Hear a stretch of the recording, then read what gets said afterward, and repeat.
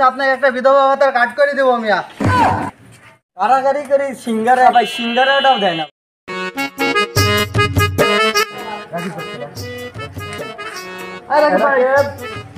রাকিব নাইটা রাকিব ভাই এদিকে আয়, শুন।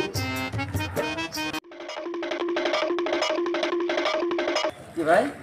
কি অবস্থা তোর? কিরকম আছিস নাকি? ভাই ভালো আছি শোন এদিকে আয় গিয়া, আয় গিয়া কাছে আয় গিয়া।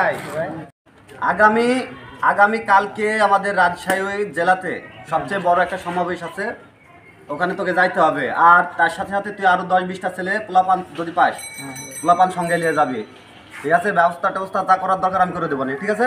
না ভাই, আমি যাবো না ভাই, আমি আর ভাল লাগে না ভাই সব করতে ভাই, বুঝছেন? মানে কি বলছি ভালো ক্লিয়ার করে বলতে না ভাই, বুঝতে পারছি না। এর আগে গেছি বুঝছেন, যখন ওই বুঝে নিত হ্যাঁ হ্যাঁ বল। তখন ভালোই ডাকিছে, ভালোই কিছু হয়েছে।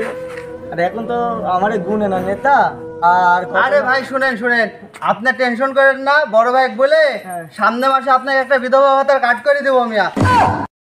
ও আপনার জন্য একটা প্রতিবন্ধী ভাতা কাট করে দেবো, সমস্যা নাই। আরে এটা লোক দেখতে পাবে না, ও সমস্যা নাই।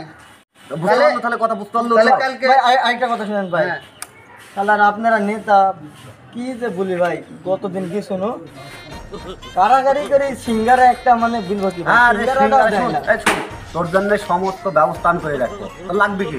তুই 8-10টা 20টা পোলাপান দি, চলে যাবো সমাবেশে।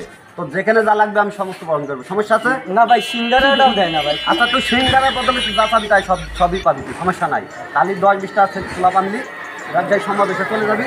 তোর যেখানে যা লাগে একটু দেন, আমি ব্যবহার বহন করবো, ঠিক আছে? না ভাই, দেখি ছেলেবেলিকে আমি বলি, ছেলেবেলি তো আরে ছেলে পেলে মানে কি?